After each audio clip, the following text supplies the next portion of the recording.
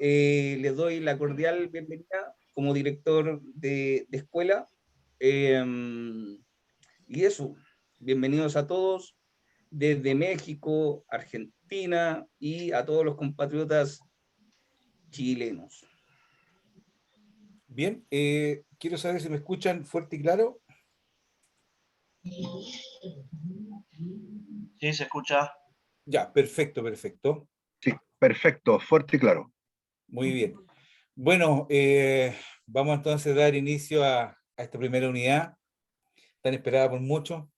La verdad que estaba muy ansioso de que partiéramos pronto. Lamentablemente tuvimos un pequeño percance técnico y tuvimos que postergar por una semana, pero bueno, es mejor así porque a lo mejor más posibilidad de encontrar un incendio más cerca y otro más cerca de la región metropolitana para terminar el curso, para quienes van a poder asistir. Les recuerdo que le habla Mauricio Pinochet. Yo me dedico a la investigación de incendios ya hace del 2018, soy ex PDI, pasé por la Brigada Antinarcótico Metropolitana, luego Policía Internacional, y finalmente terminé mis labores en la Brigada de Investigación Criminal de Peñaflor, ya el lugar donde renuncié por motivos personales. Bueno, esto ha sido maravilloso para mí. De 2018 me reencontré nuevamente con la investigación, así que estuve trabajando en CONAF, investigación de incendio de la temporada 2018-2019. Así que desde ahí he comenzado a perfeccionarme. Bueno, realicé el curso del P240 de CONAF, investigación del lugar de origen de origen y causa del incendio forestal. Bueno, estoy certificado por 2 años por el del Lautaro Internacional, deben conocer mucho el del Lautaro, como técnico de intervención de campo, de investigación científica de incendios y explosiones. Tengo 99 horas en curso multiprograma del CFA Trainer. Bueno, estos cursos están relacionados directamente con los 16 temas que la NFPA exige a los investigadores de incendio, perdón, en general, ya sea investigador de incendios forestales, de sector de vehículos, naves, de espacios confinados, etcétera. ¿Ya? Entre ellos tenemos, ¿cierto?, dinámica de explosiones, química del fuego, termometría, termodinámica, evidencia física de la escena del fuego, del incendio, perdón, electricidad básica, fundamento de la entrevista, método científico de la investigación de incendio, que es muy importante, que también lo vamos a ver, redacción de informes de origen y causa y otros también.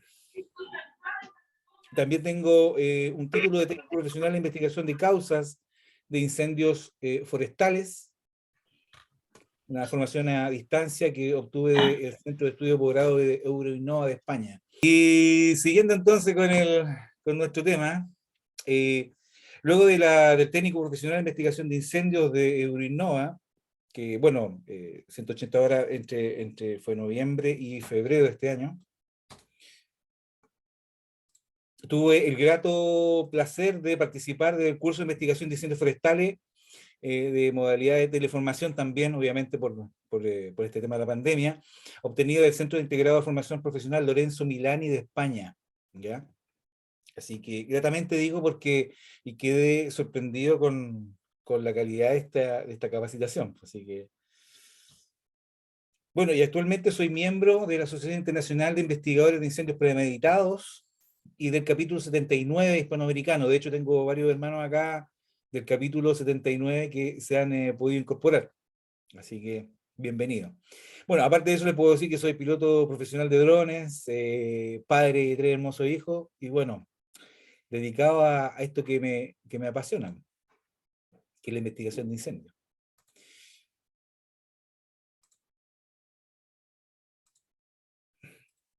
Bueno, en nuestra unidad de incendio forestal y su comportamiento, vamos a hablar del origen del fuego, por supuesto del triángulo y tetraedro del fuego, que ya muchos conocen, pero esto le va a servir para recordarlo. Vamos a ver la combustión del material leñoso y sus fases, cuadro y resumen de este proceso de combustión, las partes de un incendio que las vamos a mencionar, tipo de transferencia de calor, triángulo de comportamiento del incendio forestal, donde vamos a tener también unas cositas extras que les tengo preparadas, unos videos que logré editar de unas clases. Vamos a terminar con los efectos ecológicos de los incendios. Bueno, el origen del fuego. Este es un tema, por todos conocido, desde el origen de nuestra civilización, ¿verdad? El fuego ha sido parte creadora de nuestra civilización, de nuestra, ¿cierto? Hemos podido calentar los alimentos, transformar materias, llegando al punto donde hemos podido inclusive gobernar este fuego e introducirlo dentro de estos motores, ¿cierto? Provocar estos incendios, estos fuegos internos para producir, ¿cierto? Energía mecánica, ¿ya? Que esto ha sido lo más maravilloso de los incendios, perdón, del fuego. Aquí podemos ver una imagen, una pintura de hace 15.000 años, encontrada en una cueva en España, que retrata la recolección de miel de un panal, donde se usaba el humo para dominar a las abejas. Bueno, hay un origen, ¿cierto?, mitológico, griego, Prometeo, ¿cierto?, que fue un benefactor de la humanidad. Desde el monte Olimpo robó el fuego y lo devolvió a los hombres. Bueno, ¿por qué? Porque ya le habían quitado el fuego a los hombres, Zeus, y Prometeo, como tenía tanto cariño por el ser humano, se atrevió a quitar este fuego y entregarlo a los seres humanos, y bueno, fue descubierto, por supuesto, por Zeus, y destinado y castigado, ¿cierto? Y encadenado a donde un águila le devoraría su hígado, ¿cierto? Eternamente, puesto que él es un titán, un semidios, así que no iba a morir, pero iba a sufrir mucho. Pero bueno, afortunadamente eh, Prometeo va a ser liberado gracias a Heracles, o Hércules, ¿cierto? Hijo de Zeus, que intercedió por él y finalmente le dieron su libertad. Pero bueno, existen, aparte de, quiero ver un poquito atrás, en las religiones se habla mucho también del fuego. El fuego no es un sinónimo para nada de destrucción, sino, como dicen las religiones orientales, es en una nueva creación, destrucción, muerte y una nueva creación, o un nuevo nacimiento, ¿ya? Es importante este tema del fuego, puesto que gracias al fuego podemos elevar nuestras conciencias. La teoría del flogisto, bueno, fue creada esta teoría por el químico y médico alemán Georg Ernst Stahl en el siglo XVII, que buscaba dar explicación al proceso de la combustión. ¿Qué decía esta teoría? Que toda sustancia susceptible de entrar en combustión tiene flogisto, y este se libera en la combustión. Mire qué bien. Decía también que la ceniza o cal, residuo de esta combustión, carecía de flogisto, por tanto no podía seguir ardiendo. El aire también no cumplía ningún papel activo en la combustión dentro de esta teoría. Y por supuesto llegó Antoine de Lavoisier, ¿ya?, que rebatió esta teoría a finales del siglo XVIII. Lavoisier, que era un químico y biólogo, demostró que la combustión era fruto de una reacción química exotérmica. Y por supuesto, muchos conocerán también sobre su teoría sobre la combustión de la materia, ¿cierto? Que la materia no se queda ni se destruye, solo se transforma, ¿ya? Bueno, ahora podemos darnos cuenta que el incendio es nada más que el resultado de una reacción química exotérmica entre un combustible y el oxígeno, por supuesto que en presencia de una fuente de calor. Para que su inicio sea preciso, perdón, para su inicio se precisa que un aporte de energía de activación o calor, generando productos de combustión, humos, gases, vapores, residuos sólidos. Junto a más calor que el precisado inicialmente, el cual genera nuevas reacciones químicas en cadena que harán que la combustión sea incontrolable, transformándose en un incendio. Tenemos una definiciones de incendio forestal, hay muchas, ¿ya? En la ley del bosque nativo, en la ley 20.283, dice que el fuego es un fuego que, sin importar su origen y tamaño, se propaga sin control en terrenos rurales y áreas de interfaz urbano-forestal a través de vegetación leñosa, arbustiva, herbácea, viva o muerta.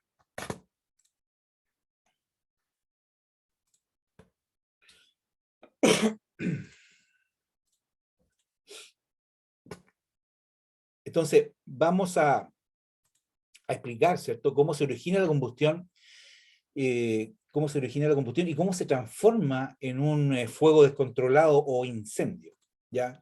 Y nada más que analizando el triángulo del fuego, que ya muchos deben conocer ya de memoria. Bueno, para que ocurra, para que se forme este triángulo, ¿cierto?, para que ocurra esta reacción química, debemos estar en presencia de oxígeno, ¿cierto?, de mínimo de un 16% a nivel del mar, ¿cierto?, de oxígeno, para que pueda ser factible una combustión. Debemos, por supuesto, tener combustible. Y en este caso, de los incendios forestales, combustible tenemos por doquier. Vamos a encontrar, ¿cierto?, incluso basura enterrada, leña, y bueno, el combustible fino muerto, que vamos a encontrar en época estival, en época de verano.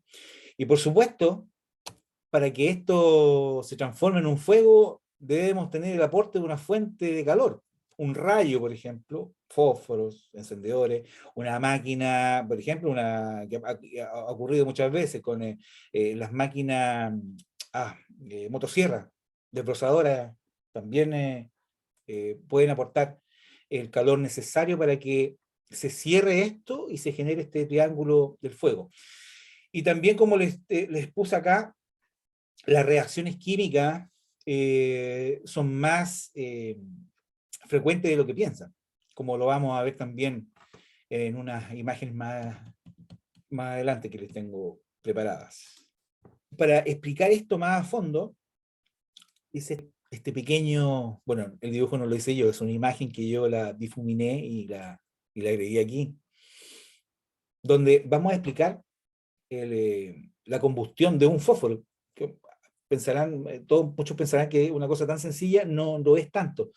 Bueno, fósforo se le dice a esta cabeza de fósforo que no tiene fósforo hoy día. Antiguamente tenía fósforo blanco, pero el fósforo blanco se dieron cuenta en los siglos XVII y XVIII que era tóxico. Hoy día, ¿qué se utiliza? Se utiliza una lija que está compuesta de vidrio molido con fósforo rojo, ¿ya? Bueno, y en este caso, el combustible que posee, ¿cierto?, esta cabeza del fósforo, está compuesto por clorato de potasio, principalmente, del trisulfuro de antimonio, fosfato amónico, y la madera está impregnada en parafina. Está impregnada en parafina. Bueno, el clorato potásico es, perdón, el sulfuro de antimonio, se añade para que arda con más intensidad. Y el fosfato amónico es un compuesto que tiene muchos extintores, ¿ya? Y se añade para que esta llama no se descontrole, ¿ya? Porque si se descontrola no llegaría a darle la ignición a la madera. Entonces, ¿qué sucede aquí? Que el calor se produce cuando se fricciona la cabeza del fósforo. Ya sabemos que no contiene fósforo, ¿cierto? Cuando se fricciona contra la superficie de la lija. Entonces, momento en que esta cantidad de fósforo se va, como les decía, se va a transformar en fósforo blanco, donde le va a aportar la energía suficiente, necesaria, para que el clorato de potasio se haga ignición, ¿cierto? Y ahí activará, ¿cierto?, el trisulfuro de antimonio, ¿ya? Poniendo así en marcha esta combustión. Por supuesto que tenemos un aporte de oxígeno. Sin eso no podría ocurrir. Aquí estamos en presencia de una reacción química, como ya les había dicho.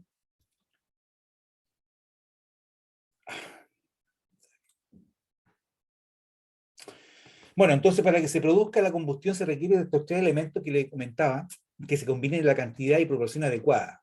Para que este fuego se propague y se convierta en un incendio deben mantenerse las condiciones que permitan la formación de nuevos triángulos de fuego en un proceso continuo llamado reacción en cadena. Sí, reacción en cadena, porque el fuego se debe autosostener para que se transforme en un incendio. Esta es la clave, esto es sinónimo de incendio. El tetraedro, esta reacción en cadena, es sinónimo de incendio. Aquí nace el tetraedro del fuego. Entonces, esta reacción en cadena es conocida como el tetraedro y se caracteriza porque tenemos estos 4 elementos combustibles, perdón, estos 4 elementos, el combustible, el agente oxidante, el calor y la reacción en cadena. En el fondo, la reacción en cadena es la que soporta estos 3 elementos para que en conjunto se vayan formando nuevas cadenas, ¿cierto? Nuevas reacciones, y esto se sostenga y ahí se transforma en un incendio descontrolado. Se transforma en un incendio. Bueno, algunas características de este combustible, de esta parte de este tetraedro, es que el combustible, bueno, es cualquier sustancia que puede experimentar combustión en presencia de un comburente, ¿ya? Puede presentarse en cualquiera de los 3 estados conocidos, sólido, líquido y gaseoso. Y por supuesto también hay un cuarto estado, que es el del gas ionizado, que es el plasma, ya que es un tremendo conductor de electricidad. La combustión de un sólido líquido tiene lugar sobre la superficie en una zona donde se forman los vapores debido a su calentamiento. O sea, el combustible, a no ser que sea una combustión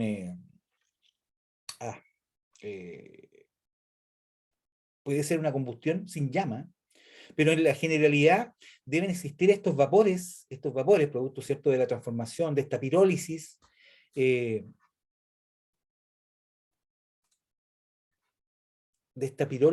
que estos vapores son los que de combustión son los que van a arder. Ya, entonces, como les decía, la combustión son los vapores, perdón, que se combustionan, los vapores que, ¿cierto?, se producen a través de esta pirólisis, ¿ya?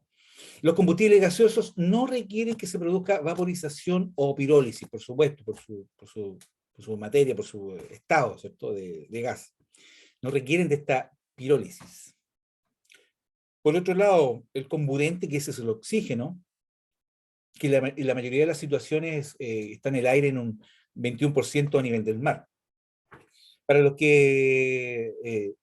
bomberos, los que tengan conocimiento, saben que el mínimo es un 16%, menos de eso se generan estos backdraft, ¿cierto? Que son verdaderas deflagraciones o explosiones que ocurren cuando obviamente se aviva este fuego con el ingreso de este oxígeno, ¿verdad? Por eso es muy peligroso a veces llegar a un incendio confinado y abrir las puertas o las ventanas. Entonces, tenemos que, una característica del componente es cierto que tenemos que tener un 16% como mínimo para que ocurra la combustión. Bueno, también existen otros oxidantes químicos como nitrato amónico. Nitrato amónico creo que fue el de la explosión de allá de Beirut, ¿cierto? Nitrato potásico, peróxido de nitrógeno, entre otros. Bueno, y el calor. El calor debe venir de una fuente competente. Esta es la energía calorífica mínima necesaria para que se liberen estos gases combustibles y se genere esta combustión. En un incendio, el calor produce vapores de combustibles, causa la ignición y favorece el desarrollo del fuego y la propagación de las llamas. Bueno, y por otro lado, tenemos este cuarto elemento, ¿ya? Que es la reacción en cadena, que, bueno, la combustión es un conjunto complejo de reacciones químicas que produce la oxidación rápida de combustible. La reacción en cadena es la etapa donde el calor, combustible y comburente generan nuevas reacciones, como ya les comentaba, convirtiéndose en una combustión autosostenida. O sea, aquí ya se da inicio a un incendio forestal, a un incendio. Esta es la base para todo el tipo de incendios, hasta los confinados también. Vamos a analizar la combustión del material leñoso. Bueno, como habíamos dicho que la combustión, perdón, es una reacción química o un proceso químico de oxidación rápida. Reacción autoalimentada por la presencia de combustible sólido, líquido o gaseoso. Es una reacción exotérmica, ya que desprende energía en forma de luz y calor. En la combustión, los sólidos y líquidos se vaporizan antes de arder, ya lo habíamos dicho. Una combustión confinada, con una súbita elevación de presión, constituye una explosión. La combustión de un gas se produce generalmente con llama visible. Generalmente, porque también han habido casos donde la combustión es de algunos líquidos combustibles, por ejemplo, de algunos vehículos de carrera. Hay algunos videos que andan circulando por ahí donde los pilotos comienzan a quemarse, pero las llamas no se ven. Así que es una cosa curiosa del combustible en algunos casos.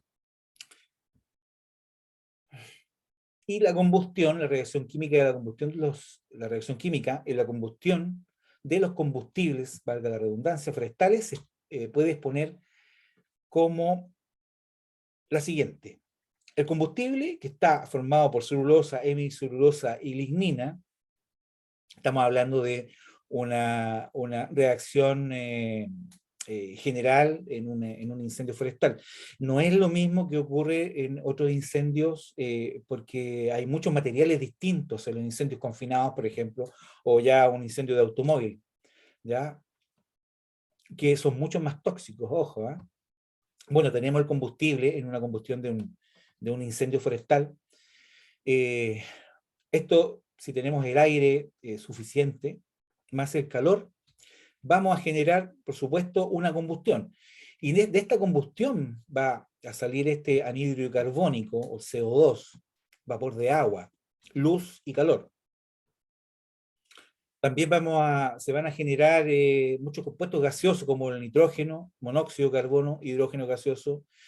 Muy importante también mencionar el carbono en forma de hollín. ¿Ya? Este carbono también que vamos a encontrar, digamos, presente en cercos, ¿cierto? Que nos va a mostrar un vestigio. También es muy complicado cuando ocurren incendios forestales cercanos a líneas eléctricas de alta tensión, o de media también, pero de alta tensión también han habido muchos casos donde, gracias a este carbono que queda suspendido por el humo, ¿cierto? Puede generar la conducción de la electricidad hasta el suelo. Y obviamente han habido casos donde han quedado personas lesionadas por estas descargas eléctricas producto del humo. Bueno, y el dióxido de azufre, que también se encuentra en algunos tipos de pinos, pero generalmente cuando hay combustiones de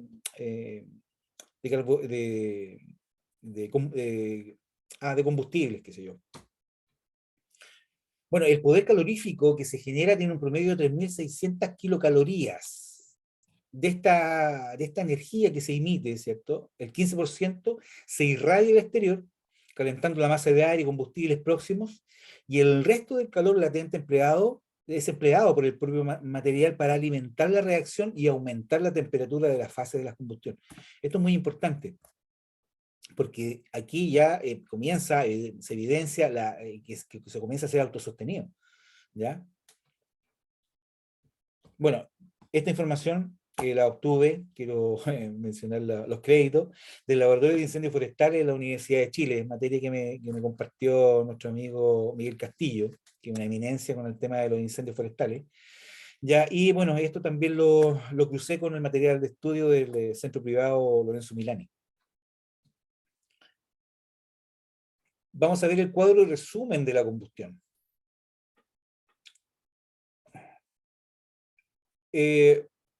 La primera fase está el precalentamiento o el presecado, que ocurre desde los 100 grados de menos de 100 grados, perdón, donde se seca el material leñoso, se van a desprender vapores de agua y se va a producir una deshidratación completa de los combustibles forestales, ¿ya? Bueno, en esta fase, el humo que se desprende es normalmente de color blanco o grisáceo. Luego, en esta misma fase de los 100 a 270 grados, comienza la destilación de del material leñoso. Se van a desprender gases combustibles y emisión de CO2. Acá el humo es normalmente color, ya lo había mencionado, grisáceo, ¿verdad? Pero vamos a ver qué sucede. Bueno, esto es solamente una animación para ilustrarlo mejor. No significa que si yo le aplico un calor directamente se va a quemar este leño de esa manera, ¿eh? Sí, ojo con eso. Si le aplicamos calor exterior, ¿cierto? Por radiación, por ejemplo, vamos a generar, como le había comentado, hasta los 100 grados van a comenzar, ¿cierto?, a emitirse vapor de agua. Pero luego de, pasando los 100 grados, ya comienzan a evidenciarse estos gases, vapor de agua y gases combustibles. Entonces, ¿qué sucede? Han habido casos en que se ha determinado científicamente que, por ejemplo, algunos combustibles finos muertos con 270 grados han podido arder sin problema. ¿Ya? Entonces, ¿qué sucede? Después de los 270 grados, o cerca de los 300, poco antes de los 300 grados, comienza la combustión de los gases, que es la siguiente fase. ¿Ya? Aquí tenemos presencia de monóxido de carbono, inicio del carbón vegetal. Aquí hay un desprendimiento energético de más de 300 kilocalorías por kilo de combustible, ¿cierto? Por kilo de madera. Hay una subfase de los 350 grados a los 500 grados donde ya la combustión va a continuar, se va a sostener esta combustión, donde el color del humo es muchas veces color azulado. Entonces ya estamos entre los 270 grados. Aquí está el límite de esta fase, la combustión de los gases, obviamente. Con la ignición, ¿cierto? Con la llama, comenzamos en esta base de la combustión, donde obviamente los gases que están, digamos, en la mezcla idónea con oxígeno, van a combustionarse. Entonces, si eliminamos el calor, ya esto se va a sostener, es posible que las temperaturas puedan llegar hasta los 1000 grados, ¿ya? 980, 1000. Entonces, ya aquí le vamos a dar inicio a la combustión, a la tercera fase, que es la combustión del carbón, de los 500 a los 800 grados. Entonces, ¿qué pasa? Que en la fase de la combustión de los gases ocurre que hay, como vamos a ver un video también acá, donde la temperatura va a aumentar mucho, demasiado, y claro, después nuevamente hay una baja de temperatura, esta tasa de liberación de calor disminuye, obviamente porque ya hay un agotamiento de los gases, la combustión ya se va a hacer más lenta, y puesto que ya se va a generar mucho carbón. Entonces, ya la combustión completa, la fase final es normalmente de color amarillo, ¿ya? Entonces va a quedar más o menos así, humo con ligero color amarillo, y muchas veces, bueno, mucha ceniza, una combustión incandescente, y a veces una llama azulada también. Este es el video que les quiero presentar, es un video este video se filmó en... se escucha, ¿cierto? Bueno, no me interesa que se escuche mucho, la verdad. Bueno, este video en el Servicio Forestal le fue filmado el año 2000, con una cámara especial resistente al calor, la protegieron, para ver, y por supuesto, midieron la temperatura de un incendio que se acercaba. Y las temperaturas que va a alcanzar dicho frente del incendio. Aquí se puede observar al costado izquierdo, están los grados de temperatura, ¿eh? Así que ahí va a empezar a reflejarse la temperatura. Entonces, si ustedes se fijan, ya vamos pasando los 100 grados y se ve claramente esta fase de presecado. Esto es lo que se ve aquí a los 100 grados, no es nada más que vapor. Pero ¿qué pasa si la temperatura sigue aumentando? Ya hay gases combustibles y a los 300 grados esto ya comienza a prenderse, ¿verdad? ¿Y cuánto tiempo? Desde el 00, ahora llevamos 03, 04. Y esto es en tiempo real. ¿Vale? Tiempo todo real. Ese tiempo estaríamos tirando agua constantemente. 10 segundos llevamos. Vamos a ir a los 15 segundos. Ahora ya tenemos una temperatura casi de 900 grados centígrados. Ahora el incendio está en una fase decreciente, aunque la temperatura sigue siendo muy alta. Seguiríamos tirando agua. Han pasado unos 25 segundos desde que empezaríamos a tirar el agua. Van 30 segundos, 32, 33. Vemos que Bueno, lo paré un poquito porque, bueno, él está explicando que en España se ocupó este video para, en el fondo, demostrar que era posible resistir un fuego de esta envergadura los camiones de aljibe. Entonces, dejando un cuarto de agua, ¿verdad? Ellos podían, a los 30, 40 segundos, comenzar ¿cierto? A mojar el carro, ¿verdad? Y poder protegerse del calor. Temperatura Entonces, empieza a bajar. lo increíble de esto es que Y diríamos que la parte en peligrosa 30, habría 40 acabado a segundos unos 40 segundos desde que se hemos abierto, generan 900 grados o más. desde que hemos abierto las lanzas, las dos lanzas de forma simultánea para protegernos de ese frente del incendio forestal. Ahora ya sería perfectamente soportable esta situación y no haría falta. Entonces, es posible que un ser humano puede hacer un hoyo ahí y resistir un par de minutos. En el cual, pues... Y hay otra cosa muy importante que les quiero mostrar y explicar, que es la combustión espontánea. Ahora es muy importante, muy interesante, porque hay muchas investigaciones que se han llevado a cabo por el tema de... Mauricio. Ya, mejor me voy a quedar con los audífonos. Entonces hay una cosa muy importante que les quiero explicar, que es la combustión espontánea por autocalentamiento, que vi alguna vez una investigación, pero la verdad que el investigador no explicaba muy bien el tema de este fenómeno, que es lo más importante para explicar y hacer un informe, digamos, válido. ¿Ya? Bueno, ¿qué ocurre cuando nos encontramos en una situación así?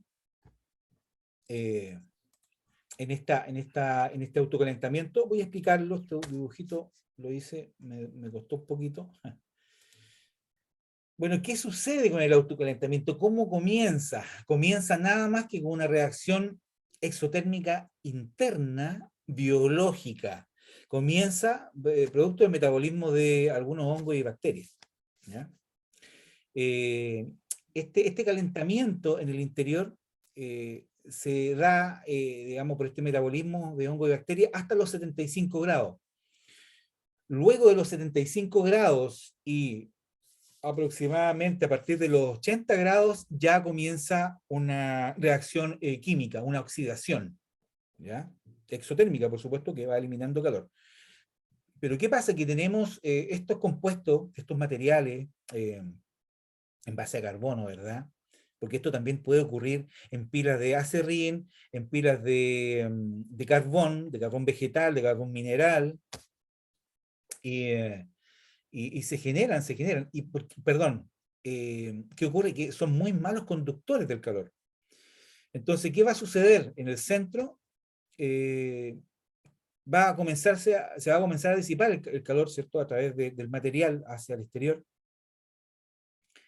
Pero ¿qué ocurre? Tenemos unos factores que son decisivos: la temperatura ambiente.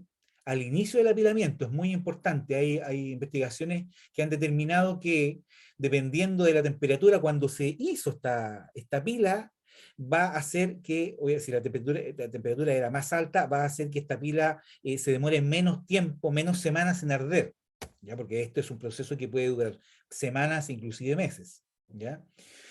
También influye el volumen y la forma de la pila y la velocidad de las reacciones exotérmicas que van a ocurrir, pero esto es directamente relacionado en el fondo, con la materia, ¿ya? ¿Qué clase de combustible es el que tenemos? Bueno, entonces, ¿qué pasa? Como es un mal conductor del calor, esta pila, el calor generado en el interior por la oxidación va a superar el que se va a disipar al entorno. Entonces va a dar lugar a un proceso térmico fuera de control. Entonces, ¿qué va a ocurrir aquí? El material va a sufrir un incremento de temperatura interna, digamos, en varios cientos de grados, y va a dar lugar a una combustión incandescente, una combustión sin llama y autosostenida. Incandescente porque hay muchos testimonios donde las personas, supervisores, trabajadores de las faenas forestales, no se dan cuenta, ¿cierto? No se dan cuenta hasta que viene una pala mecánica y trata de remover los escombros, se oxigena y se producen, digamos, la deflagración, el encendido de esta pila. Entonces, ahora vamos a ver las partes de un incendio. Bueno, en la parte de un incendio esto es muy importante para los investigadores o la gente que concurra, como los brigadistas, gente de supervisión a cargo de un terreno forestal.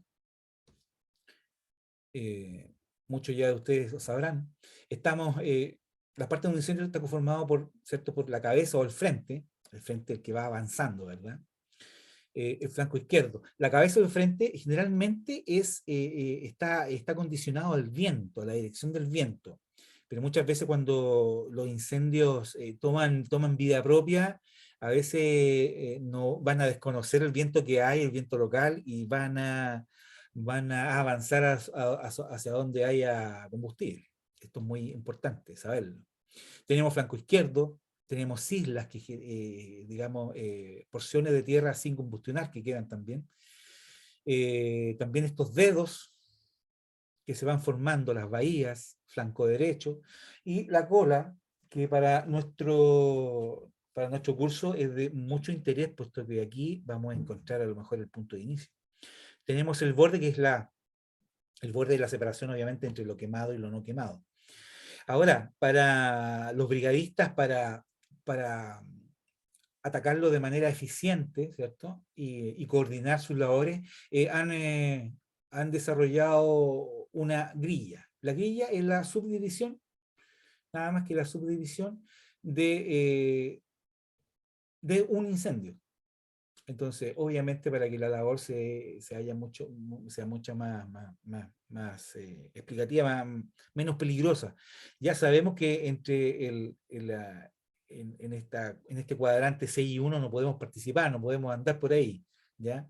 Entonces, para nuestros fines de la investigación, el cuadrante 3 y 4, va a ser donde generalmente vamos a encontrar el punto de inicio. Generalmente, ¿por qué? Porque muchas veces hay un tema con respecto a los combustibles que no se queman y se vuelven a quemar, y hay un cambio de viento, por ejemplo. Entonces, esta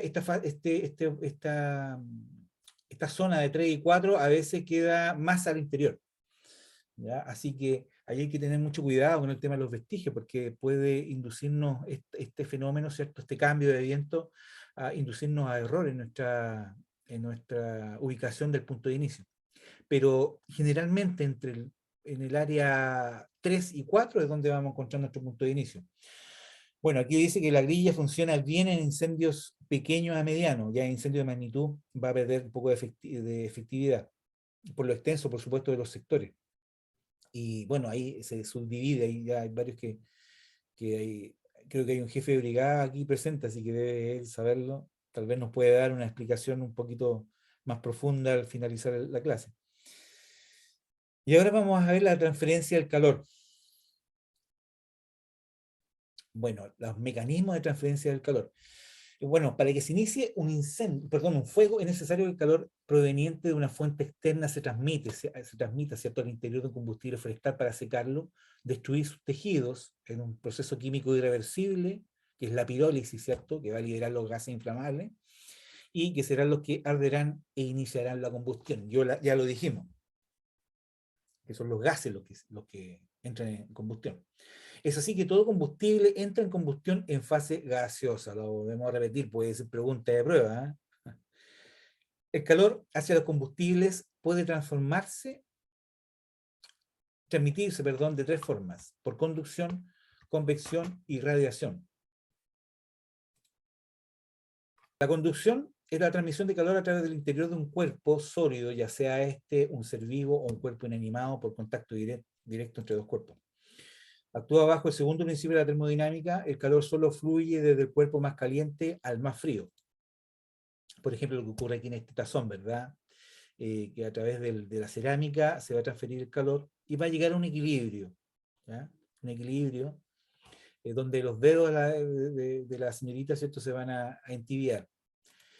Y sucede lo mismo. ¿Qué mejor ejemplo que este? Este herrero tiene que tomar con pinzas, ¿cierto?, este trozo de metal incandescente, perdón, con guantes, si no se va a quemar sus manitos.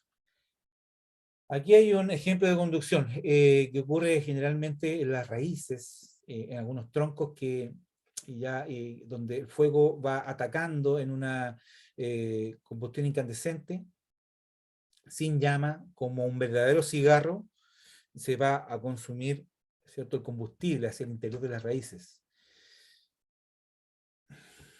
Bueno, aquí hay una explicación muy formidable también, que me la entregó Miguel Castillo también, donde nos dice que los incendios subterráneos, la combustión se lleva a cabo sin la presencia de aire, ya que el rol de comburente lo ejercen algunos compuestos nitrogenados, los que por efecto del calor se descomponen y liberan oxígeno y monóxido de carbono.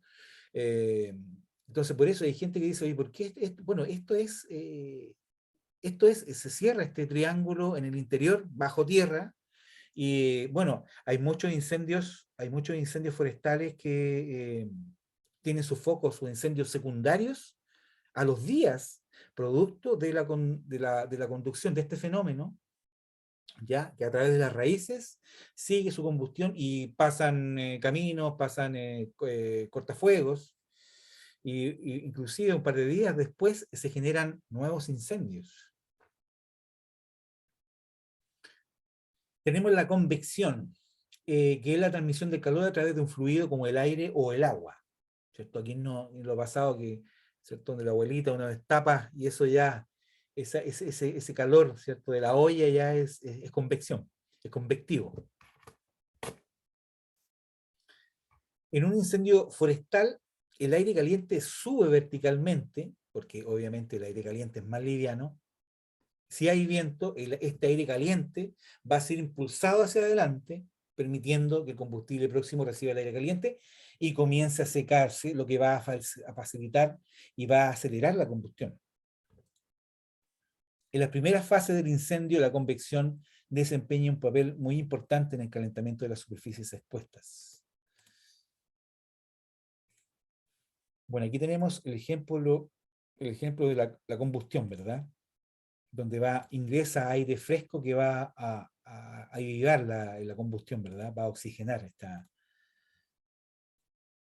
Y tenemos la radiación, es la transmisión directa, en línea recta del calor a través de las ondas llamadas electromagnéticas, como las que emite el Sol cuando calienta la Tierra, o por el calor emitido por una fogata o una estufa, ¿verdad?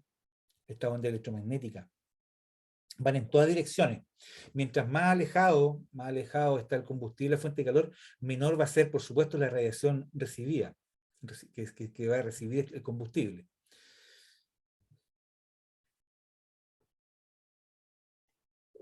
Bueno, les puedo decir que la cantidad de calor transmitido desde un material hacia una fuente de radiación es proporcional a la temperatura absoluta del mismo elemento, como dice por ahí.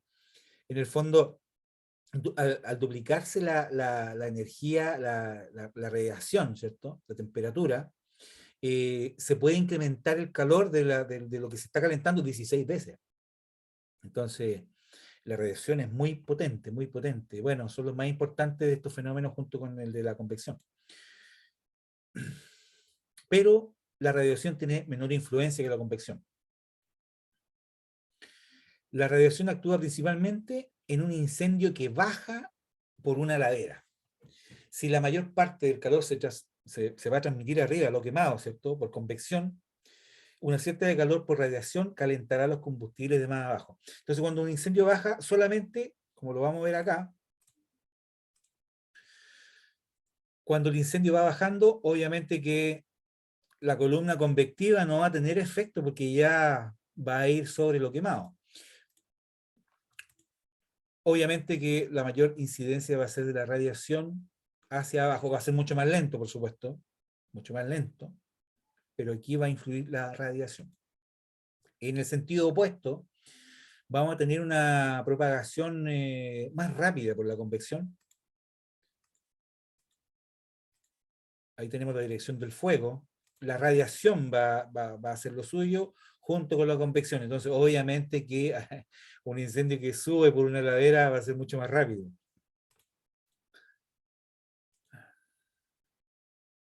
Conducción, convección, radiación. Pavesas y foco secundario también es una forma de propagarse. Ya vimos la conducción, la convección y la radiación. Pero en algunos casos hay partículas pequeñas de combustible encendida que van a ir desde un incendio hacia otro y van a iniciar nuevos fuegos. Y estos son las pavesas o los focos secundarios. Y estas pueden ser removidas y trasladadas por diversas formas. Estas pavesas van a transmitirse, ¿cierto? A través de una convección, a través del viento y a través de la gravedad. Y también por animales. Por animales.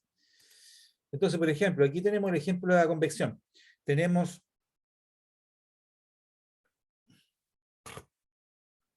¿estoy sin audio otra vez? No, con audio todo bien. Ah, ya. Se escucha. Mario León, chuta, aquí estamos. Entonces tenemos un ejemplo de la convección. Obviamente que aquí esta corriente ascendente de aire caliente de humo se va a elevar, ¿cierto? Y entonces va a llevar cenizas, trozos pequeños de material encendido y van a ser levantados y obviamente van a poder generar nuevos incendios. Por otro lado, también tenemos aquí los fuertes vientos. Suele levantar las pavesas y arrojarlas también metros o cientos de metros más adelante muchas veces. Obviamente también esto va a generar nuevos incendios.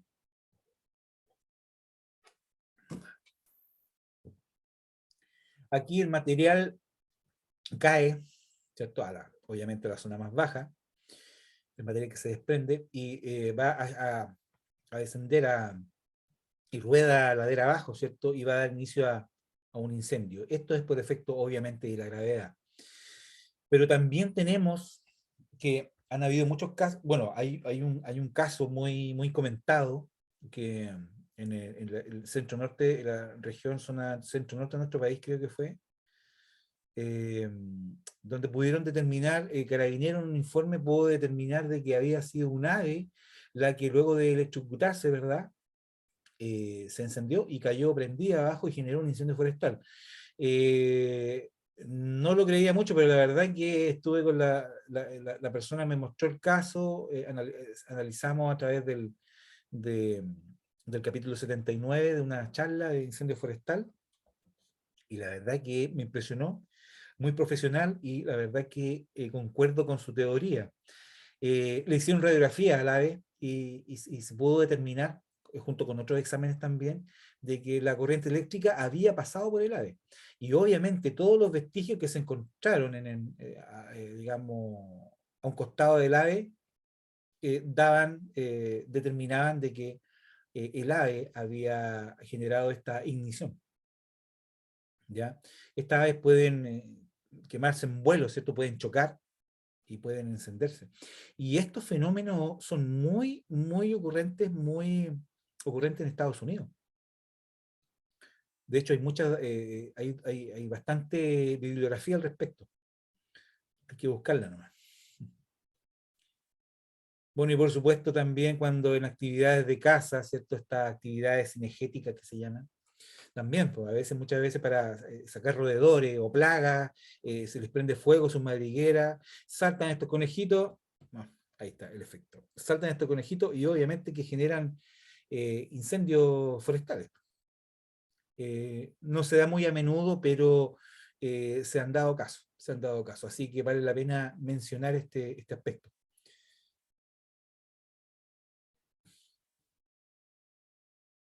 Vamos a ver la velocidad de propagación. La velocidad de propagación, que es un aspecto importante de los incendios, es la rapidez con que avanza y crece este incendio, y se les puede expresar en velocidad de propagación, perdón, en velocidad de propagación lineal, en velocidad superficial y perimetral. La velocidad de propagación lineal es solamente la rapidez con que avanza el fuego hacia adelante en la dirección que lleva a la cabeza del incendio. Se mide en metros por minuto o kilómetros por hora. La velocidad de propagación superficial mide el crecimiento de la superficie quemada y se le expresa en metros cuadrados por minuto o metros cuadrados por hora o hectáreas por hora. Y la velocidad de propagación perimetral, que mide el incremento del perímetro del incendio, o sea, la longitud o extensión de su borde, y se expresa en metros por minuto, metros por hora o kilómetros por hora. La que más ocupamos, por supuesto, que es la propagación lineal. Entonces, la propagación lineal dijimos que eran metros por hora o kilómetros por hora, el avance, y esta velocidad tiene sus categorías. Menor a 120 metros por hora se considera lenta. De 120 a 600 metros por hora es mediana. De 600 a 2400 metros por hora ya se considera alta. De 2400 a 4200 metros por hora muy alta. Y más de 4200 metros se considera extrema. Bueno, aquí hay que hacer un alcance, puesto que este promedio del avance del incendio, esto es solo un promedio del avance de los incendios, ya que se han cronometrado, y hay testimonios que dicen donde los incendios han podido avanzar a 40 y más kilómetros por hora. ¿Ya? Hay varios testimonios que han arrancado los colegas, y claro, va a depender de los combustibles, de la temperatura ambiente, ¿verdad? De la poca humedad, y de la velocidad del viento. Entonces, en cuestión de minutos, por eso ocurren los desastres. Entonces, esto ya, bueno, 4200 metros ya es como una persona a paso rápido, y eso es mucho. O sea, que se vayan quedando un árbol, un bosque, perdón, a esta velocidad de paso rápido de una persona es extremadamente rápido, impresionante. Bueno, aquí comenzamos a hablar de incendio eruptivo, ya, combustiones de flagrantes o tormentas de fuego. En el fondo, todas estas tormentas de fuego, que también lo vamos a ver en la próxima clase, tengo un invitado en la próxima clase que investiga incendios forestales hace muchos años para CONAF, donde él también nos va a hablar un poquito de estos grandes incendios de este grande incendio que tuvimos en 2017, de estas tormentas de fuego. ¿Ya? Estos son los flashovers de los incendios forestales. Es una combustión generalizada en el fondo de todo el combustible que hay, que encuentran, digamos, en el frente, y que en el fondo todos se queman al mismo tiempo, ya por radiación de la llama, por el transporte de gases calientes, por convección, etc. Entonces, hacen que los incendios, y hoy sobre todo que tenemos este problema con nuestra sequía y este calentamiento global que ha dado un aumento, un par de grados de la temperatura, la verdad que hace que la situación, sobre todo en nuestro país, que hasta el momento la hemos sacado barata, podríamos decirlo, pueda cambiar la temporada que ya estamos encima, ya que ya se avecina. Bueno, estamos prácticamente en ella. Así que, ojo con eso. Aquí les voy a mencionar otro triángulo, pero esta vez del comportamiento del incendio. ¿Cuáles son los factores, ya, que va a hacer que el desarrollo de este incendio sea tal o cual? Bueno, va a depender de estos tres factores, que van a ser, por supuesto, los combustibles, la disponibilidad de combustible, ¿cierto? El tiempo atmosférico, de la humedad que tengamos en un tiempo determinado, en un momento determinado, y también en un tiempo determinado, en una etapa de meses determinados. Si no tenemos agua en 30 días y con una sequía de 30 años, se puede esperar un desastre. Y por supuesto también influye mucho lo que es la topografía, ¿verdad? Vamos a comenzar acá analizando los combustibles. Bueno, ya habíamos hablado algo de los combustibles, que toda sustancia o materia que al combinarse con oxígeno es capaz de reaccionar desprendiendo calor. Pueden ser líquidos, sólidos o gaseosos. Hay una clasificación según su naturaleza en vivos o muertos, o vivos y muertos. También hay clasificación de acuerdo a su estructura, ¿verdad? En finos, pesados, ligeros. A mayor cantidad de combustible, mayor intensidad calórica, y a mayor intensidad calórica, mayor destrucción, por supuesto. Eso es obvio, como lo vamos a ver también más adelante. Vamos a tener también, hay una clasificación de los combustibles según según su ubicación. Tenemos todos los combustibles que están a nivel ¿cierto? De nuestro manto, digamos, eso que se le, va a se le llama combustible superficial, donde aquí tenemos hojas, ramas, arbustos, matorrales, que está dado desde el suelo hasta el 1,5 metros. Tenemos los combustibles aéreos, que va desde el 1,5 metros hasta la copa de los árboles. Y tenemos los combustibles subterráneos, como raíces, humo, inclusive basura, que podemos encontrar enterrada. Y también hay una clasificación según la continuidad horizontal, que es el grado de contacto, cercanía entre las piezas, entre los árboles, ¿cierto? Y el resto de los combustibles, en un plano horizontal en el terreno.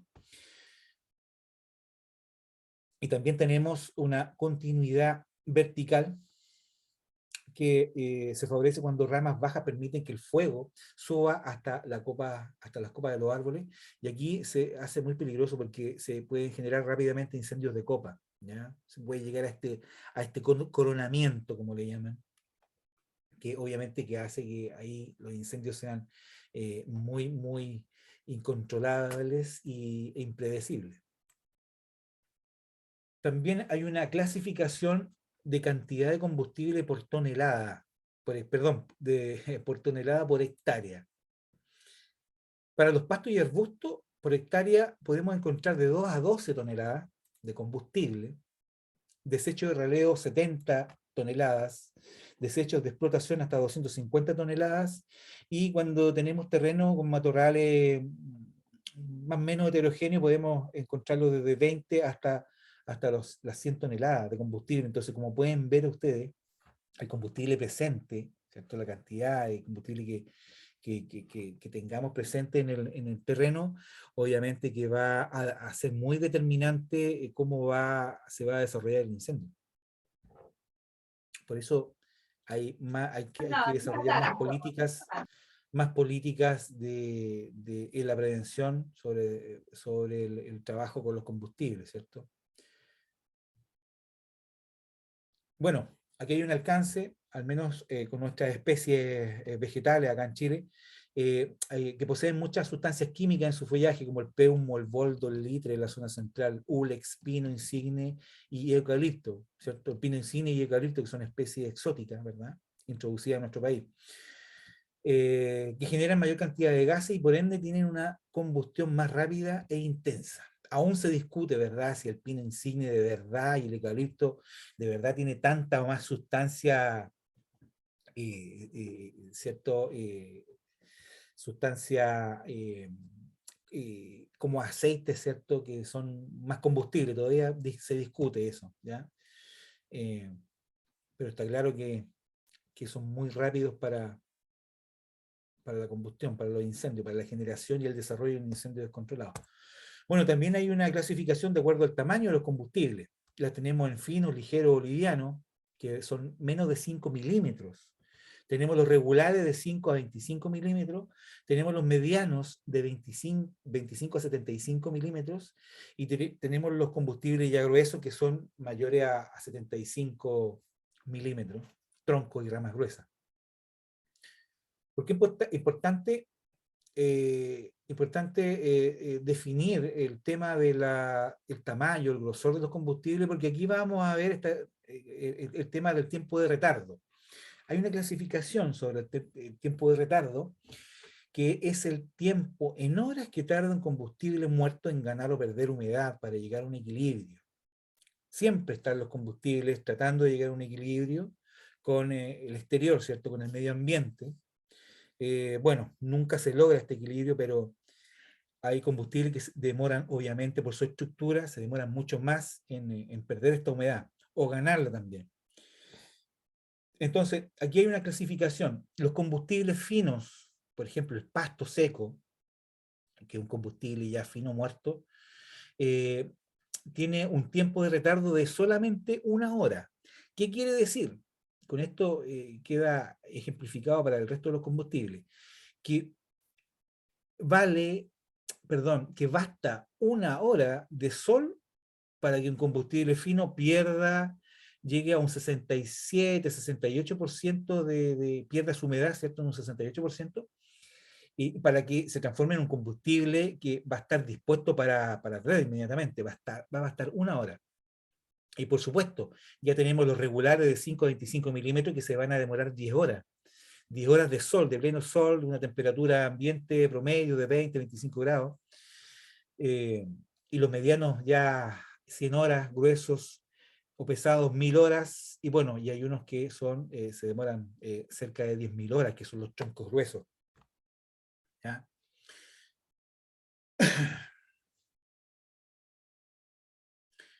Tipos de incendios forestales. Bueno, al igual que la clasificación de acuerdo a los estratos, la superficial, están los incendios superficiales, están los subterráneos y están los incendios de copa. Los superficiales, obviamente, aquí se propaga sobre, el incendio se propaga sobre el combustible material como el pasto, la vegetación herbácea, a nivel del suelo, hasta el 1,5 metros, igual que la clasificación de los combustibles. Los subterráneos es lo mismo, y el incendio de copa se propaga por la parte alta de los árboles sobre el 1,5 metros de la superficie del suelo. Son los más complicados de combatir, como les decía, por su velocidad de propagación y gran energía. Dañan severamente el ecosistema, obviamente, donde se presentan. Obviamente porque si es de copa ya se masifica este incendio y la diversidad ahí, bueno, ahí se pierden muchos nidos de aves, y esa es una pena tremenda. Entonces, como les comentaba, tenemos los incendios superficiales, tenemos los incendios subterráneos y tenemos el incendio aéreo o de copas. ¿Ya? Ahí tenemos una imagen de incendio superficial. Obviamente en este tipo de incendio, muchas veces la verdad que no afecta para nada a muchos árboles. Pero ya cuando son incendios, bueno, este incendio más que incendio de copa ya es un incendio generalizado, ya superficial, de copa y seguramente ya subterráneo. Ahí tenemos un ejemplo de un incendio subterráneo. A este árbol pueden pasar días, pueden cortarlo, apagar esta parte del árbol y el fuego va a continuar por las raíces. Como les comentaba hace un rato, pueden atravesar, ¿cierto? Cortafuego. De hecho, puede haber contacto de una raíz con otro árbol y va a continuar la conducción y va a continuar esta combustión en otra raíz de otro árbol, y por eso puede avanzar mucho. Y en varios días podemos tener un incendio secundario, un fuego secundario. Ya, y el otro aspecto importante es el tiempo atmosférico. Este es el segundo factor en el comportamiento del fuego, en este triángulo de comportamiento, el tiempo atmosférico, que va a ser nada más que el estado de la atmósfera en un determinado momento y lugar. ¿Ya? No hay que confundir el tiempo atmosférico con clima, ¿ya? El tiempo atmosférico, como le decía, es el estado en un determinado momento y lugar. El clima es cuando nosotros hablamos de una generalidad. En Chile, no sé, pues el clima es mediterráneo en la mayoría del tiempo. El tiempo atmosférico se da en un momento preciso en el tiempo. Entonces, ¿cuáles van a ser las principales variables de este tiempo atmosférico? Obviamente que la temperatura del aire, la humedad de aire y el viento, que va a ser estos tres aspectos que van a influir en el tiempo atmosférico. Entonces, el tiempo atmosférico tiene un gran efecto en el inicio y en la propagación, por supuesto, en el inicio y la propagación de esta triada de factores. De esta triada de factores es el más variable y es el más crítico para el desarrollo de un incendio, por supuesto, porque si se pone a llover o se termina el viento, aumenta la humedad, vamos a terminar inmediatamente con el incendio. Entonces, por eso tiene un gran efecto en el inicio y la propagación, y es crítico en el desarrollo. Además, el viento puede actuar como comburente, es el más importante, ya que determina la velocidad de propagación. Sí, principalmente. Como lo vamos a ver, los vientos hacen lo suyo. Vamos a ver los vientos. Estamos súper bien con la hora. Por eso me apuré un poquito. Porque la verdad que es bastante la materia. Así que seguimos entonces con los tipos de vientos. En el comportamiento del fuego importan 3 tipos de vientos. Tenemos los vientos generales, vientos locales y vientos de componente este. Los vientos generales son grandes masas de aire que soplan en extensas porciones de tierra que forman de forma más o menos constante, pero habitual durante ciertos periodos del año. O sea, aquí hablamos de vientos generales para Chile, por ejemplo, vientos sur, suroeste, que es la generalidad del tiempo de verano. ¿Ya? Se producen por masas de aire fría que reemplazan las masas de aire caliente que ascienden. En Chile, como les contaba, el caso del viento que en verano sopla desde el sur, sureste o suroeste. Por ese motivo, salvo situaciones locales, la mayor parte de los incendios forestales, claro, se propagan de sur a norte aquí en nuestro país. Más a la costa, generalmente los incendios se propagan de oeste a este. Muy curioso. Tipos de viento. Bueno, perdón, continuamos con los vientos locales. A diferencia de los vientos generales, los que vimos anteriormente, estos vientos locales soplan en áreas poco extensas y se originan por el movimiento ascendente y descendente de las masas de aire a distinta temperatura, que se desplazan siguiendo la configuración del terreno, y dentro de los vientos locales están los vientos de ladera y los generados por el propio incendio. Los vientos de ladera son aquellos que suben o bajan por laderas, tienen gran influencia en el comportamiento del fuego y son de 2 tipos: viento de valle y viento de cumbre. Bueno, el viento de valle, por un efecto, ¿cierto?, de la radiación, aquí el aire que está dentro de este valle se va a hacer más liviano y va a ascender por las colinas. ¿Y qué sucede en la noche? Ocurre todo lo contrario, ¿ya? Las masas se van enfriando, ¿cierto? Y provoca que comienzan a descender. Entonces, obviamente, esto en un incendio forestal hace que a la noche pueda bajar este incendio que en la mañana iba subiendo y nuevamente a la mañana siguiente volver a subir y quemarse lo que no se había logrado quemar, ¿ya?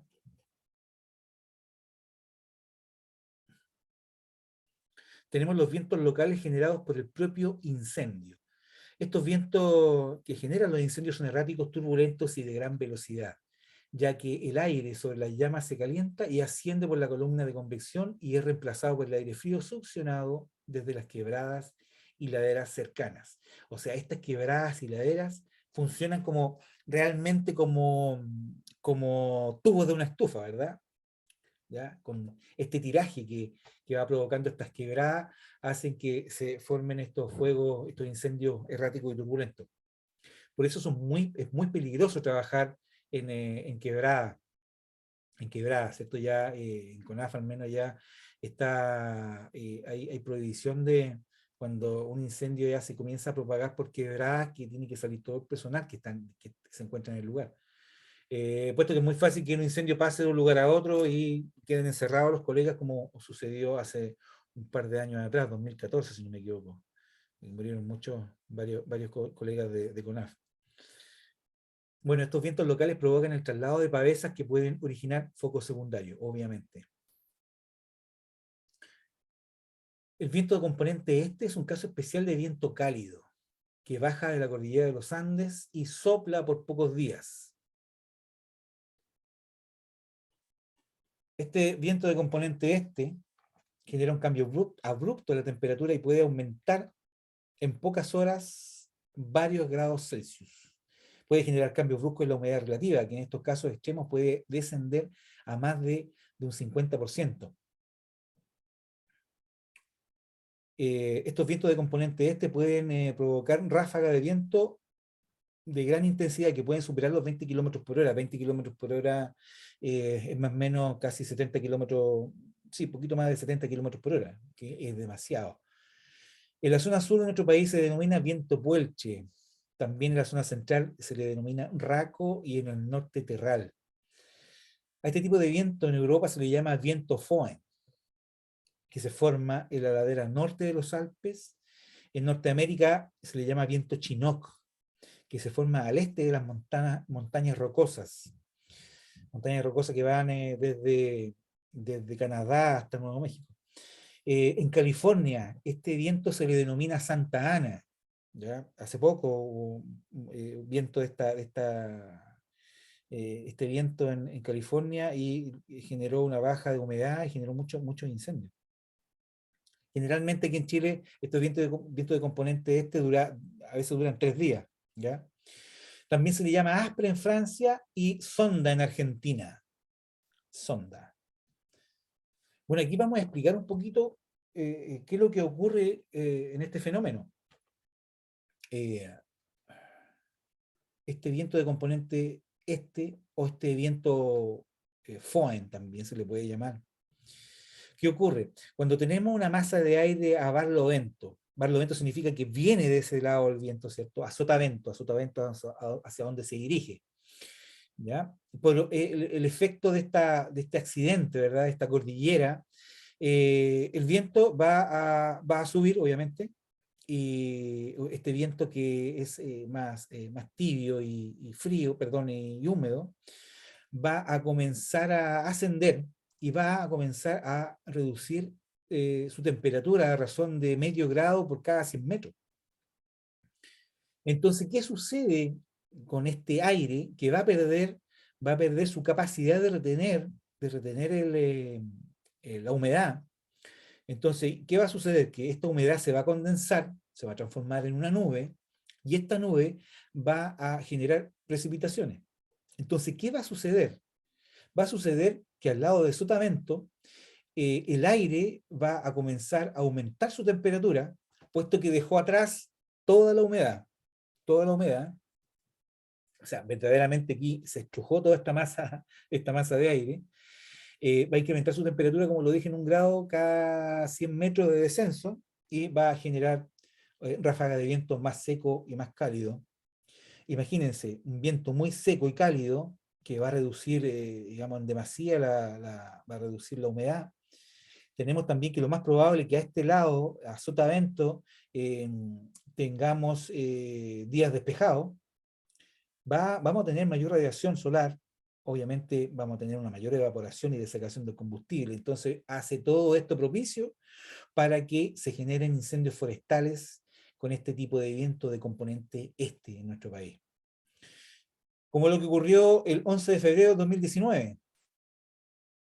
Esta foto la sacamos con un dron ahí en San Pedro de la Paz. Yo recuerdo que eran, no sé, 18 horas más o menos, un poquito antes, y se comenzó a sentir, estábamos trabajando en CONAF en ese tiempo con mi colega Ariel Córdoba, y estábamos pernoctando allá, de hecho, y la verdad que empezó a hacer mucho calor y nos llamaron que se habían generado varios incendios en la noche, y se pensó en un momento que estos incendios eran producto de alguna coordinación, ¿cierto? De algún atentado.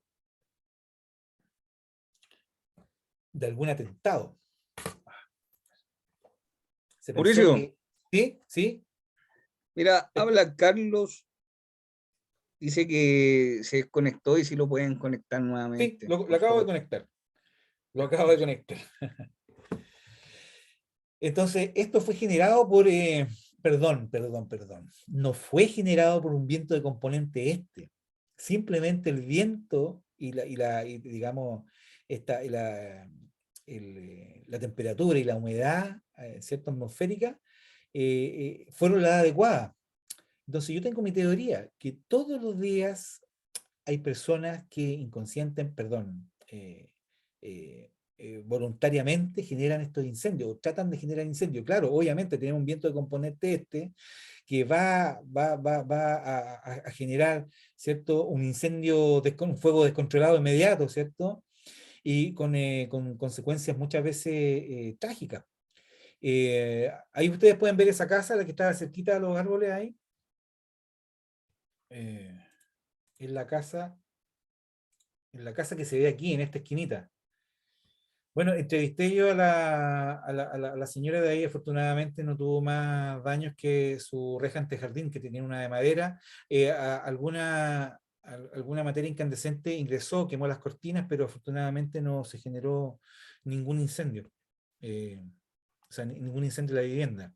Ahora, la señora decía que en ese momento, cuando ella salió a regar el jardín, observó que venían el humo y un par de llamas que estaba recién iniciando este incendio, y pasaron dos jóvenes, y estos jóvenes, con mucho calor, a las 10 y tanto de la noche, o a las 10 de la noche, venían con sus capuchas puestas de los polerones. Entonces eso le llamó mucho la atención. Y obviamente se sospecha que esas dos personas que pasaron fueron los que generaron este incendio. ¿Y dónde fue? Bueno, nosotros investigamos el incendio, CONAF con su Brideca también lo investigó, y determinamos que había sido intencional. Carabineros también lo investigó.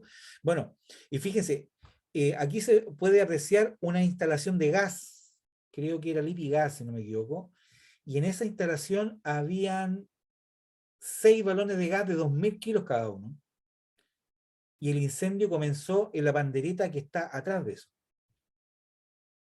atrás del recinto. Ahí comenzó el incendio. Y como pueden ver, es en el inicio de un incendio forestal, al revés que de lo que ocurre en los incendios confinados. En el inicio no hay tanta destrucción por el calor, ¿ya? Esa es una característica. Entonces, bueno, afortunadamente no había ningún balón de gas porque nos encontramos con el supervisor. Si bien es cierto, podría el incendio haber pasado por arriba. Me dice, están hechos estos balones de gas para resistir 800 grados. Pero si hubiese tenido alguno de esos, o algún desperfecto, desaparece ese cerrito. Bueno, y la misma noche, a las 22:30 horas, se generó otro incendio, también con este viento componente se generó otro incendio que afectó a Villa Penco, la comuna, perdón, a Villa Italia, la comuna de Penco. También lo investigamos. Y aquí ocurrió algo curioso, porque nosotros cuando nos avisaron ya en la mañana temprano fuimos a la oficina, pasamos por esta autopista, por esta carretera que se ve el camino a Penco, y pudimos ver que estaban todos desplegados las unidades listas para comenzar el ataque del incendio. Pero increíblemente en la noche bajó con muy poca intensidad, no quemó todo el combustible. Esto se llama potencial de retorno. Bajó por este costado, por el costado, digámoslo así, norte, ¿verdad? Bajó este incendio, y a la mañana siguiente, a las 10 de la mañana, le pegó un poco el sol y comenzó el incendio nuevamente a quemar lo que ya había quemado. Obviamente este potencial de retorno es la capacidad de combustible de volver a arder, porque no se ha consumido en su totalidad. Así que, bueno, afortunadamente no afectó más allá un par de viviendas de la Villa Italia. Absolutamente intencional. Aquí hay una foto ahí bajó hacia allá, bajó hacia el oeste, ahí se ve el mar. Bueno, hay testigos que señalan que varias personas se encontraban arriba, que son los que iniciaron unas tipo fogata. Al día siguiente les gritaban a la gente que le iban a volver a quemar el cerro. Así que la gente estaba asustada en la Villa Italia. No hubo detenido, no hubo ningún detenido. Esta es una foto del lado sur del incendio. ¿Ya? Se quemaron, creo que 22 hectáreas, si no me mal recuerdo. Aquí les tengo un video. Olvidé poner el título del video. Esta es una columna que se le llama pirocumulonimbus. Es una columna convectiva que, aparte del humo, va a comenzar a... Pero mejor vamos a ver la otra. Esta es la famosa pirocumulonimbus. Para que ustedes sepan, les voy a mostrar el video mejor, de ahí les voy a seguir comentando. Lo traduje ahí un poquito. Esto es una nube convectiva que se genera por un incendio forestal. Calor intenso de fuego provoca aire caliente y humo. La turbulencia mezcla el aire frío con el humo de la pluma, haciendo que aumente de tamaño. Cuando la pluma se eleva lo suficiente se forma la nube, esta cumulonimbus. La nube puede mezclarse con partículas de hielo formando la tormenta conocida como pirocumulonimbus. Es una verdadera tormenta. Se generan lluvias que a veces no alcanzan ni a golpear el suelo. Y se van formando rayos que pueden generar nuevos incendios. Y esto es lo que ocurrió de hecho, el año pasado, en California, hubo un momento en los cuales se produjeron 18 incendios sucesivos, producto de esta pirocumulonimbus, ¿ya? Por los rayos, por supuesto. 18 incendios sucesivos. Entonces, en un espacio de un par de kilómetros, que se generen nuevamente nuevos focos, cuando el foco estaba centrado en otro lugar. Entonces, obviamente que hace que estos incendios sean totalmente incontrolables e impredecibles. ¿Ya? Pero les voy a mostrar lo mismo que está filmado. Esto fue filmado en Australia. En Australia, perdón.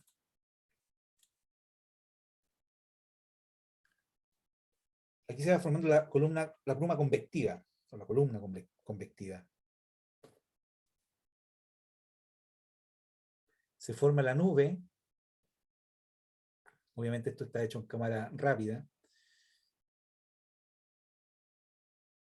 Esta nube va aumentando de tamaño. Mira, ahí se puede observar que se va generando una tormenta. Se ve ahí que va cayendo agüita.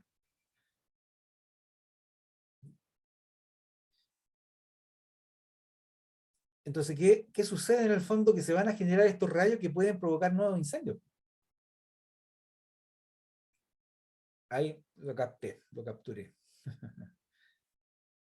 Entonces, estos son los nuevos incendios forestales que tenemos para nuestro siglo, por culpa del calentamiento global.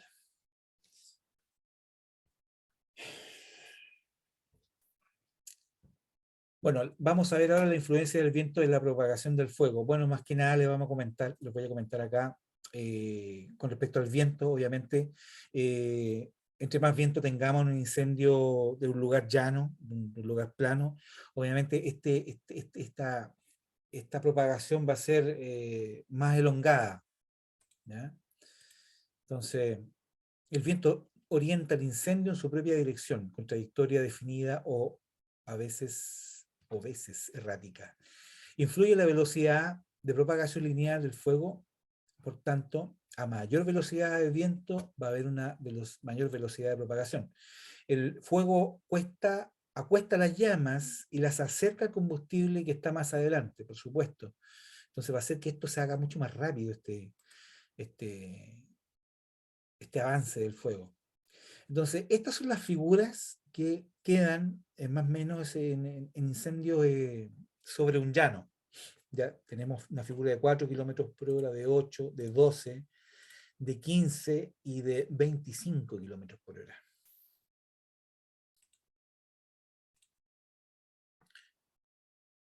Entonces el viento orienta el incendio en su propia dirección, con trayectoria definida o, bueno, ya lo habíamos visto, influye la velocidad de propagación. ¿Qué sucede aquí?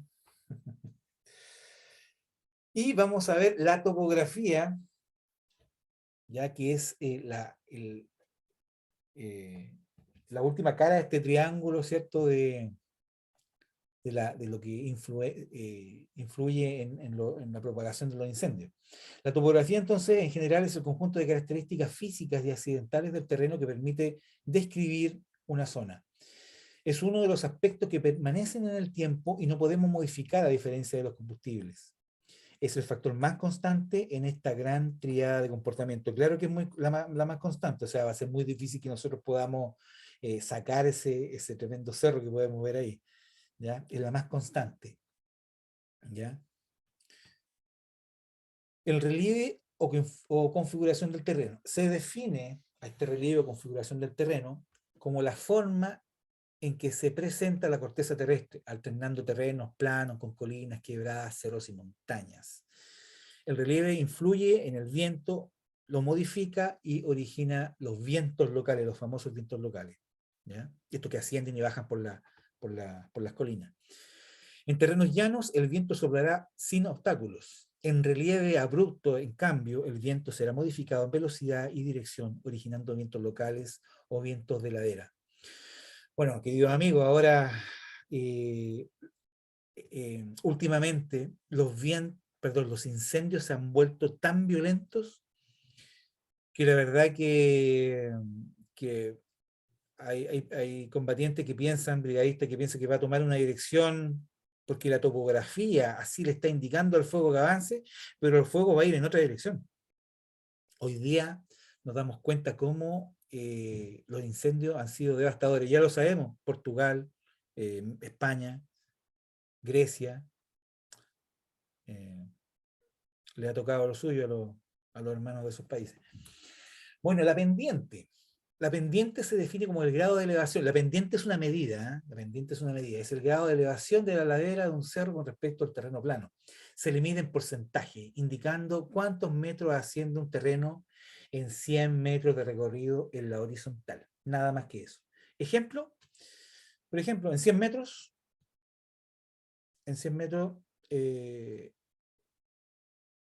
perdón, una pendiente de 10 metros significa que en 100 metros el terreno se va a elevar 10 metros. ¿Ya? Y eso fácilmente lo podemos medir es muy importante a veces, para el tema de los inicios de los incendios, medir la pendiente, que lo podemos hacer con un clinómetro. Yo uso un clinómetro y es fácil, se pone una acá, una persona allá, y a 1 metro más o menos de altura, el kilómetro nos va a indicar el porcentaje de elevación, así que eso es una herramienta muy indispensable muchas veces para este tipo de medidas. Influencia de la pendiente en el comportamiento del fuego. La pendiente es el más importante de los factores topográficos en el comportamiento de un incendio. El plano inclinado de la ladera favorece el ascenso de corrientes de aire caliente, que precalientan el combustible de más arriba, acelerando la propagación del fuego que sube por esta ladera. Sin embargo, cuando el fuego baja por la ladera, su propagación es lenta, como ya lo habíamos dicho, al transmitirse el calor solo por radiación hacia el combustible de más abajo, ya que la mayor parte del calor se transmite hacia arriba por convección a la parte ya quemada. Aquí lo vamos a ver. Cuando tenemos un terreno llano, ¿cierto? Estamos hablando de aquí de condiciones normales, 20 grados de calor, 25, una humedad normal, no sé, 40%, 35%. ¿Qué sucede en un incendio con de 0 a 5% de pendiente? Va a tener una propagación muy lenta, ¿ya? Pero cuando tenemos una propagación en una pendiente de un 30%, va a doblar la velocidad, solamente en 30 grados. Y 30 grados no se ve tanto en el terreno, pero puede influir mucho en el avance inicial de un incendio. O sea, a veces cuando hay... Por eso es muy importante. Muchos incendios que nosotros hemos investigado con mi colega Ariel, nos hemos dado cuenta de que hemos determinado que los puntos de inicio son hechos por algún acelerante, algún líquido inflamable, y son a los pies del cerro, pues, a la orilla de un camino. ¿Sí? Qué curioso. Obviamente para que se produzca esta propagación rápida, ¿cierto? Al ir subiendo por la pendiente. Entonces, con 30% dobla la velocidad, y con un 55% de pendiente puede aumentar hasta 4 veces la velocidad.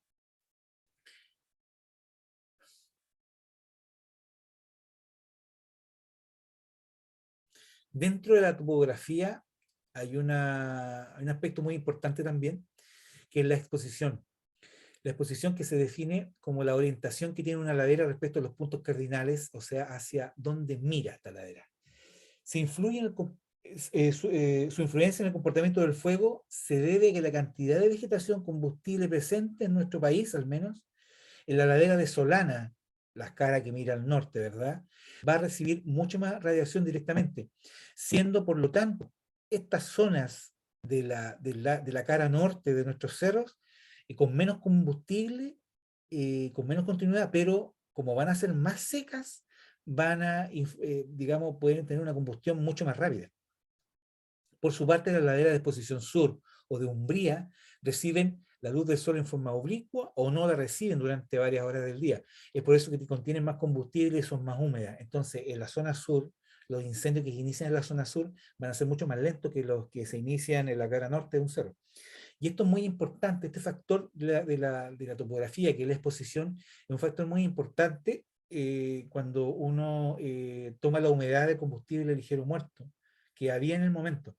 Va a ser muy distinta. Si bien es cierto, podemos tener 35 grados de calor, una humedad ambiental de 30%, por ejemplo, o 20%, sin embargo, la humedad del combustible ligero muerto va a ser mucho más, más elevada en la zona de Umbría, en la zona sur, que en la zona norte. Inclusive la diferencia van a ser mucho, estamos hablando de 10 o 15 grados en algunas circunstancias. Aquí, como se puede ver, en las zonas de la sombra es donde hay más vegetación, ¿ya? En la zona de Umbría. En cambio, en la Solana los combustibles son un poquito más escasos, pero son más secos. Bueno, hemos llegado al final. Voy a comentarle sobre los aspectos ecológicos de los incendios. Tuve que hacer un resumen porque si no nos pasábamos mucho en las diapositivas, así que hice un pequeño resumen con el tema de los efectos ecológicos de los incendios.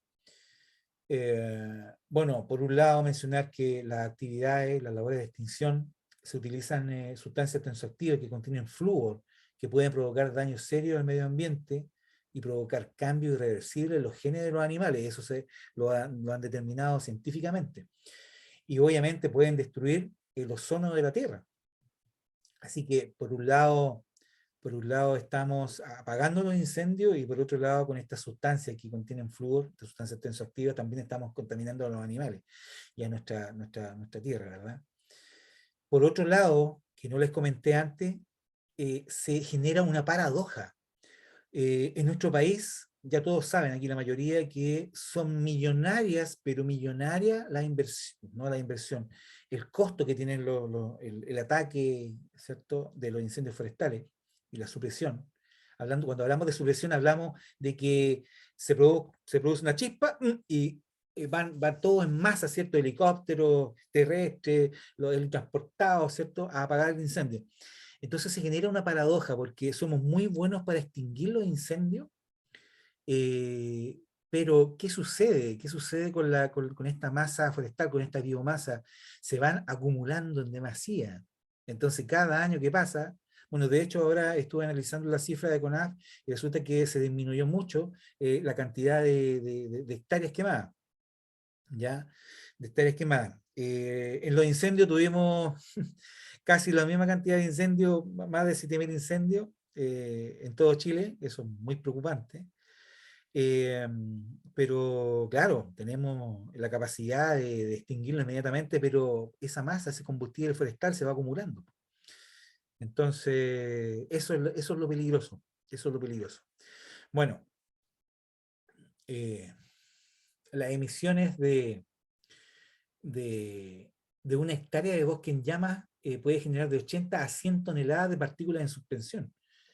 Eso es muchísima cantidad de partículas en suspensión, de muchísimos gases de efecto invernadero. 10 a 12 toneladas de masa gaseosa como monóxido de carbono, óxido de azufre, óxido de nitrógeno.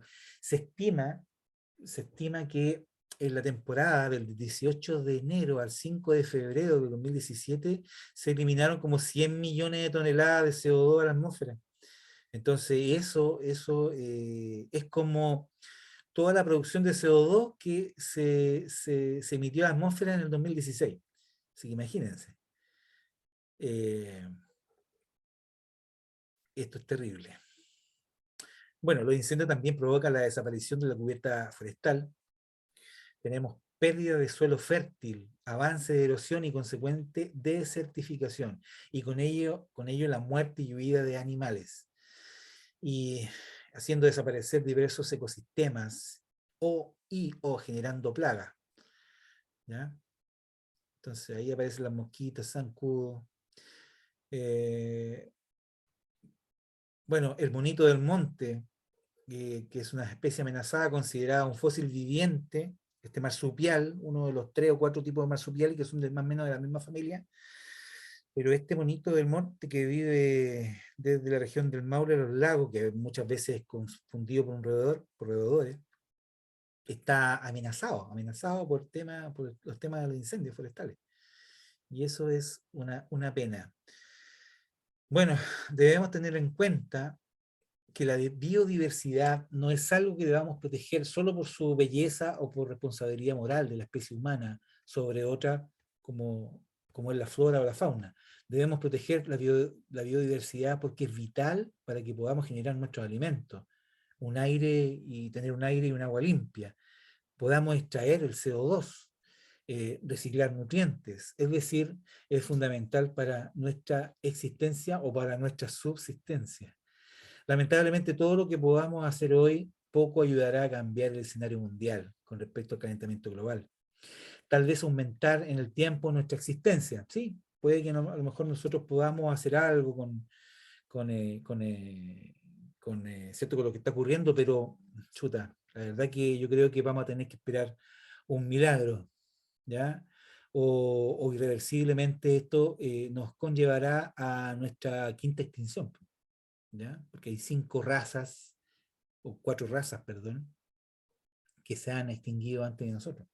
Nosotros podríamos ser la quinta raza. Así que, bueno, con esta imagen nos despedimos.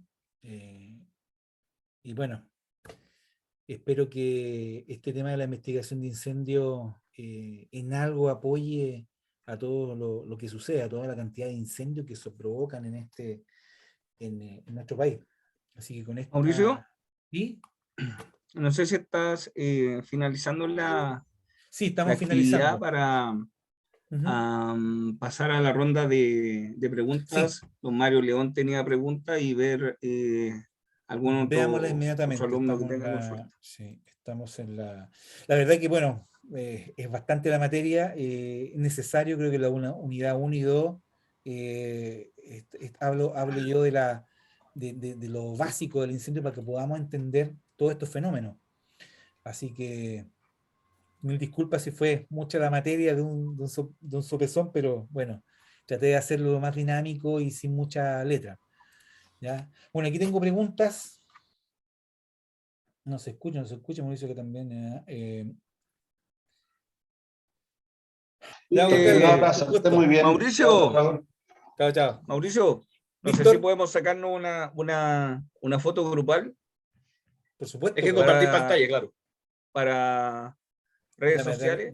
Mauricio, no, si puedes dejar de compartir, Ahí. Oh, fabuloso. ahí Oye, que hay sí. harta Si es que pueden gente. abrir sus cámaras, Wow. Sí, por favor, sus cámaras, sus posible, cámaras.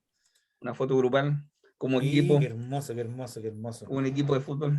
Oye, habíamos hecho muchas reuniones y yo no he sacado ninguna foto, perdón, de otras capacitaciones, y no he sacado ninguna foto ni nada. Oye, permítanme, le voy a sacar. Ya, Víctor siempre me mandaba fotos, así así es. que Ya, ya. yo voy a Y sacar la sacaste foto.